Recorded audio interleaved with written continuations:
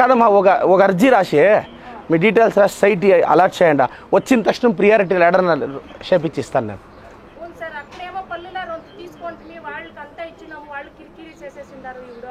₹1,00,000 ఇవ్వాల్సిండే దానికి 2 దినాలు లేట్ అయిండే దానికి వాడు కేసు వేసిండారు సార్. మా మీదంతా అక్కడ కేసు వేసి కోర్టులో కేసు నడుస్తాం సార్. ఆడ ₹1,00,000 మాత్రమే అట తీసుకొని 9 అడ్లీలా అత వట్లు చేసి పెట్టిండారు సార్ వాళ్ళు. ఆ డీటెయిల్స్ ఉండమా పంపిస్తాను. రఘు ఆ ఎక్కువ డీటెయిల్స్ రాసుకో. ఒక అర్జీ ఇప్పించుకో. రాసుకోండి రా. హుషారు రండి అన్నా రా రా.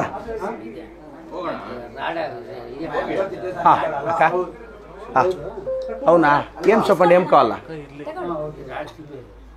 అవునా తీపిచ్చేదా? బీబీఎల్ ಕಾರ್ಡ್ ఉందా? ನಡೆಸೋಣ ಬಾ ನಡೆಸೋಣ. ಇದು ರೆಡಿ ಮಾಡಿದ್ದಾರೆ ಶಾಸಕರು ಇದರಲ್ಲೇ. ಈ ರೋಡ್ ಹೊಸದಾಗಿ ಕಾಂಕ್ರೀಟ್ ರೋಡ್ ಮೋರಿಗೆಲ್ಲ ಮಾಡೋದಕ್ಕೆಲ್ಲ ಇದೆ. ಒಂದೂವರೆ ತಿಂಗಳಿಂದ ಬಂದು ಅಮ್ಮ ಇದು ಅಲ್ಲಿಂದ ಅಲ್ಲಿಗೆ ರೋಡು ಮತ್ತೆ ಅಲ್ಲಿ ರಾಜಕಾಲುವೆ ತೆಗೆದಿಲ್ಲ, ಅದಕ್ಕೆ ನಿಮಗೆ ಪ್ರಾಬ್ಲಮ್ ಆಗ್ತಿರೋದು. ಅದು ತೆಗಿಸ್ತೀನಿ, ಇದು ರೋಡ್ ಹಾಕ್ಸ್ತೀನಿ. ಒಂದು 1 or 2 months ಅಲ್ಲಿ ಉದ್ಘಾಟನೆ ಆಗುತ್ತೆ. ಒಂದು 6 months ಅಲ್ಲಿ ವರ್ಕ್ ಮುಗಿಯುತ್ತಮ್ಮ. ಸಿಮೆಂಟ್ ರೋಡೇ ಅಮ್ಮ, ಸಿಮೆಂಟ್ ರೋಡ್. 1.5 month ಅಲ್ಲಿ ಕೆಲಸ ಸ್ಟಾರ್ಟ್ ಆಗುತ್ತೆ. ಒಂದು 6 months ಅಲ್ಲಿ ಮುಗಿಯುತ್ತೆ. Thank you. రోడ్ అవుతుందాక ఒక 2 నెలల పని స్టార్ట్ అవుతుంది. ఒక 6 నెలల ముగుస్తుందాక. ఇది రాజకాలువే ఇదే ఇందాక దాన్ని తీపిస్తే సరిపోవచ్చు.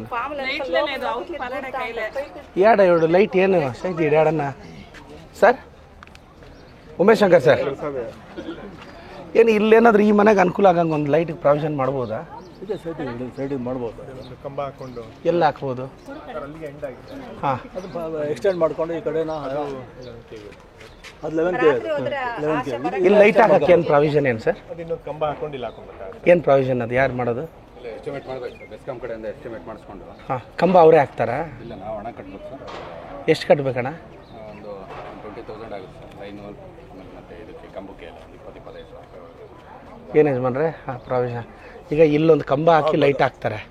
ಕಂಬ ಇಲ್ಲಿವರೆಗೂ ಎಳಿಬೇಕಾಗಿರೋದ್ರೆ ಕಾನೂನಲ್ಲಿ ಅದಕ್ಕೆ 20,000 ಕಟ್ಟಬೇಕು ಅನ್ನೋದಿದೆ. ಕಂಬ ಹಾಕ್ಸ್ಕೊಂಡ್ರೆ ಲೈಟ್ ನಾವು ಹಾಕ್ಸ್ಬಿಡ್ತೀವಿ. ಏನು ಮಾಡೋದು? ಇಲ್ಲ ಒಂದು ಲೈಟ್ ಹಾಕ್ಸಂದ್ರೆ ಇಲ್ಲೇ ಎಲ್ಲಾದರೂ ಹಾಕಲ್ಲ ಸರ್? ರಿಸ್ಕ್ ಇರುತ್ತಾ? ರಿಸ್ಕ್ ಇರ್ತದೆ. ಕಂಬ ಇದ್ರೆ ಬೆಸ್ಟ್ ಅದು.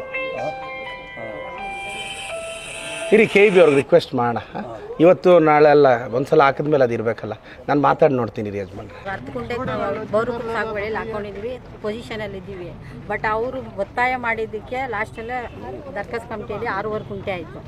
6.5 ಗುಂಟೆ ಆದರೆ ಅದಕ್ಕೂ ಒಂದು ತಹಶೀಲ್ದಾರ್ ಹತ್ರ ತುಂಬ ಗಲಾಟೆ ಮಾಡಿದ್ದಕ್ಕೆ 3.5 ಗುಂಟೆ ಖಾತೆ ಮಾಡಿದ್ರು. ಅದನ್ನು ವಜಾ ಮಾಡಿಸಿದ್ರು. ಮತ್ತೆ ನಾವು ಜಿಲ್ಲಾಧಿಕಾರಿ ಕೋರ್ಟ್ಗೆ ಹೋಗಿ ಅಲ್ಲಿ ಜಿಲ್ಲಾಧಿಕಾರಿಗೆ ನಮ್ಮ ಪರವಾಗಿ ಆದೇಶ ಮಾಡಿದ್ರು. ಮತ್ತೆ ಹೈಕೋರ್ಟಲ್ಲಿ ದಾವೆ ಅಲ್ಲೂ ನಮ್ಮ ಪರವಾಗಿ ಈಗ ಮತ್ತೆ 3.5 ಗುಂಟೆ ಇದ್ರೆ ಅದನ್ನು ವಜಾ ಮಾಡಿರ್ತೀವಿ. ಇವಾಗ ನಾವು ಜಾಗದಲ್ಲಿ ನಮ್ದೇನು 10 ಗುಂಟೆ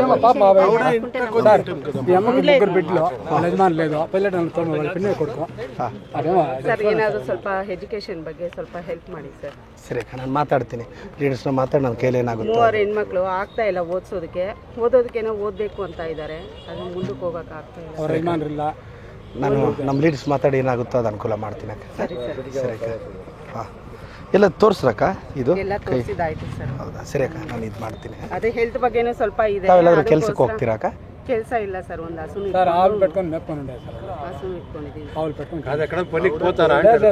ಏನು ಓದಿಲ್ಲ ಸರ್ ನಾನು. ಓದಿದ್ರೆ ಏನಾದರೂ DC ಆಫೀಸ್ ತಾಲೂಕು ಆಫೀಸ್ ಹೋಗಿ ಪನಿ ಪಿಸ್ತೆ ಕೊಡಿಸ್ಕೊಟ್ರು ಮಾಡ್ತೀನಿ ಸರ್. ಕೆಲ್ಸಕ್ಕೆ ಹೋದ್ರೆ ನಿಮ್ಗೆ ತಿಂಗಳಿಗೆ ಒಂದಷ್ಟು ಬರುತ್ತೆ, ಮಕ್ಕಳು ಸಾಕಕ್ಕೆ ಅನುಕೂಲ ಆಗುತ್ತೆ. ಸರ್ ಲೇಂಡ ಏನಾದರೂ ಕೆಲಸ ಕೊಡಿಸೋದು ನಾನು ಮಾತಾಡ್ತೀನಿ. ನಾಕೆ ರಿಮೈಂಡ್ చేయನ ಯಾವ್ದಾರು ಒಂದು DC ಆಫೀಸಲ್ಲಿ ಯಾವುದೋ ಒಂದು ಕ್ಲರಿಕಲ್ ವರ್ಕ್ ಯಾವ್ದಾರು ಮಾಡಿದ್ರೆ ಒಂದು ಸಂಬಳ ಬರುತ್ತಕ್ಕ.